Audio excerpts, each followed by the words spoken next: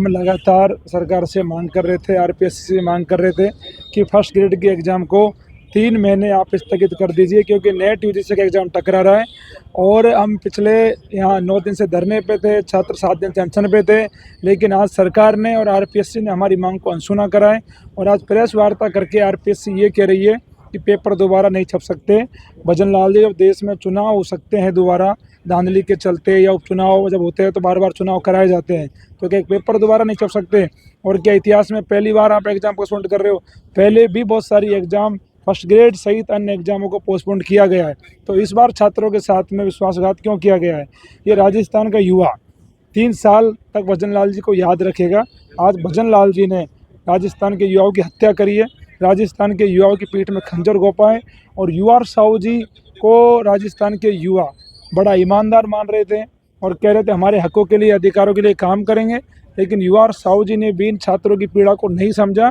और युवा साहू जी को भी ये बच्चे याद रखेंगे।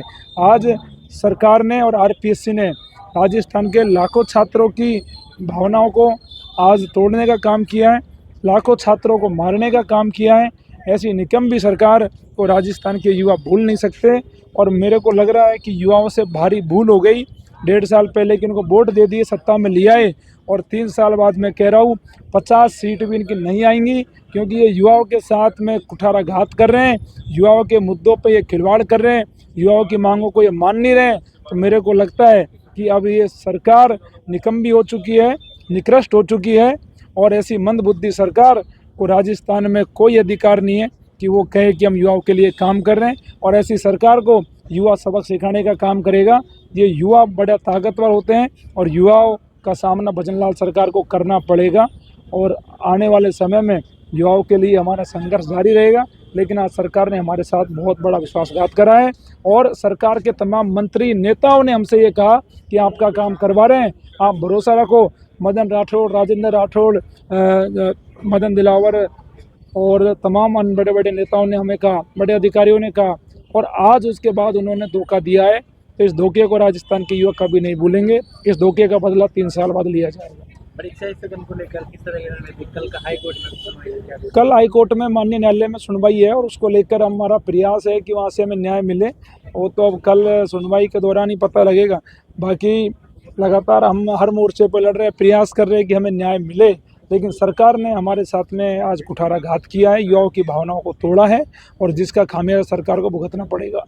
द्वारा मेरे हिसाब से संविधान ने तो लोकतंत्र है, राजतंत्र नहीं है। मेरे हिसाब से जो राजतंत्र की जा रही है ना भजन लाल सरकार द्वारा या किसी और सरकार द्वारा, मैं नहीं बोल रहा कि बीजेपी जो कांग्रेस, मैं एक स्टूडेंट हूँ, मैं युवा की तरह बात कर रहा हूँ आपसे।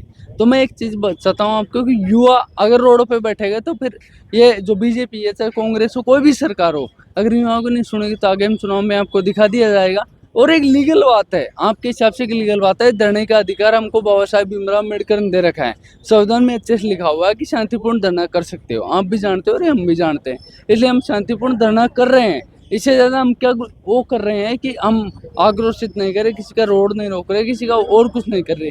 फिर आरपीएससी अध्यक्ष और फलाना बोलते हैं कि हमको नुकसान हो जाएगा। उनको क्या नुकसान हो जाएगा सर? हमारा नुकसान हो जाएगा।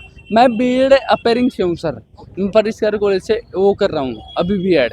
तो मेरे पापा की डेथ हो चुकी, यानी मैं खुद गरीबी स्टूडेंट हूँ। उसके बाद मुझे पता है कि मेरे पास लास्ट ऑप्शन है, अगर मैं इस ऑप्शन में सेलेक्ट नहीं पता है सर, मैं अभी आरपीएससी इंटरव्यू दे रहा हूँ कॉलेज प्रोफेसर का ईएफएम से, मैं अभी रिजल्ट दिखा सकता हूँ आपके सामने। तो मैं इंटरव्यू दे रहा हूँ, तो मुझे ज़्यादा फर्क नहीं पड़ने वाला, क्योंकि मैं उसमें सेलेक्ट हो जाऊँगा। अभी फर्स्ट ग्रेड का जो होगा एग्जाम, तो मेरे भाइयों बहनों बहुत ज़्यादा फर्क पड़ रहा है। आपको पता है, ये चीज़ मुझे पता है। तो एक चीज़ है कि सरकार को ऐसी चीज़ सुननी चाहिए। इतनी वो चीज़ें सरकार इतनी निर्दयी कैसे हो सकती है कि स्टूडेंट को, ये लोकतंत्र चल रहा है 3 चीज़ों पे, अगर किसी चीज़ डेट को आगे बढ़ानी है तो 3 चीज़ों पर कह सकती है सर। एक तो वो विद्यार्थियों की मांग होनी चाहिए जो वो एग्ज़ाम दे रहे हैं, एक कोर्ट का आदेश होना चाहिए, थर्ड होना चाहिए कि उस चीज़ में जैसे उस चीज़ में थोड़ा सा वो होना चाहिए। पर वो ऐसे विद्यार्थियों की मांग भी हो रही है, कोर्ट का आदेश अभी तक नहीं है हमारे पास, और लीगली हमारे पास सब चीज़ें, हम अनलीगल धरना प्रदर्शन नहीं कर रहे हैं यहाँ किसी। सर मेरा नाम, मैं तो से आया, मेरा नाम उमेश मीणा है। आरपीएससी ने प्रेस वार्ता की थी, इसके जरिए बताया कि फर्स्ट ग्रेड परीक्षा आगे नहीं होगी, क्या? देखिए, एक लोकतंत्र में ये ज़रूरी होता है कि सब लोगों की आवाज़ सुनी जाए। और ख़ासकर युवा, जो कि युवा राजस्थान की एक पीढ़ी है और जो आगे लेके जाएगी। लेकिन सरकार जिस तरीके से रवैया अपना रही है, चाहे वो आरएस मेंस हो, चाहे ये परीक्षा हो, दोनों में ही उसका जो रवैया है वो आपने देखा ही है। वो अपनी जिद पर अड़ी हुई है, लेकिन लोगों की बातें नहीं मान रही है। और ये लोकतांत्रिक देश में ये अच्छा नहीं है। लोगों की बात सुननी चाहिए और कहीं ना कहीं इसका सरकार को देखना पड़ेगा आगे। अब इलेक्शन आने वाले हैं, युवा सब साथी एक साथ तैयार हैं और सबने शपथ ली है कि अगली बार बीजेपी सरकार को वोट नहीं देना है, हमें अपना पुरानी सरकार चाहिए। ऐसी सरकार आए जो लोगों की बात सुने, खासकर युवाओं की, क्योंकि युवा आप देखते हैं कि बेरोजगारी के दौर में जहां हम एक एक सीट के लिए लड़ते हैं, वहां सरकार लोगों के साथ धोखा करती है। और खासकर जब लोग एक डिमांड करते हैं, एक मूवमेंट लेके चलाते हैं, जिसकी मूवमेंट का उद्देश्य होता है कि सरकार की बात सुने, सरकार हम तक आए, और लेकिन सरकार नहीं सुन रही है। तो बस मैं यही कहना चाहूँगा कि सरकार लोगों की आवाज़ सुननी चाहिए, जो यहाँ पे धरना प्रदर्शन दे रहे हैं, जिनका पढ़ने का टाइम है, जिनको लाइब्रेरी में होना चाहिए, वो एक धरना प्रदर्शन कर रहे हैं, खासकर लोकतांत्रिक देश में। तो ये सरकार के लिए एक जिम्मेदारी, नैतिक जिम्मेदारी बनती है कि लोगों की बात सुनी जाए। क्योंकि जब ये वोट मांगने आते हैं तो इनका यही एक रहता है कि हम आपकी बात सुनेंगे, हाथ जोड़ते हैं, लेकिन अब हम हाथ जोड़ रहे हैं। तो ये मुझे नहीं लगता कि एक लोकतांत्रिक देश में ये सही बात है।